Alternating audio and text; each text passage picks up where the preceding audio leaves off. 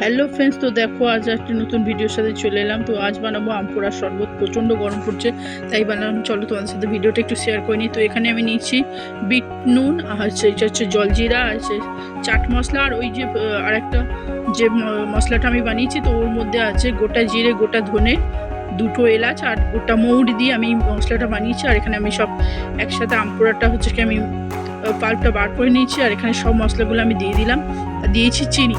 তো চলো, এখানে আমি এখন চাট মশলা দিলাম আর দিয়ে আমি একটু মেখে ঘুরিয়ে নিলাম। আর এটা আমার মেয়ে ঘুরাচ্ছিল, সব একসাথে করে নিলাম। আর দারুণ, তোমরা অবশ্যই বানিয়ে বাড়িতে খেয়েও, খুব ভালো লাগবে। আর এখানে দেখো আমি একটুখানি লঙ্কার গুঁড়ো আর নুন নিয়ে নিয়েছিলাম গ্লাসটাকে একটু সুন্দর দেখানোর জন্য। মুখে করলে ভালো লাগবে, সেই জন্য দেখতেও সুন্দর লাগবে, সেই জন্য আমি একটু গ্লাসটাকে একটু সুন্দর করার জন্য করে নিয়েছি। তোমরা চাইলে একটু করে নিও। আর এখানে দেখো আমার শরবতটা রেডি হয়ে গেছে। তো দারুণ হয়েছিল, অবশ্যই বানিয়ে খেও।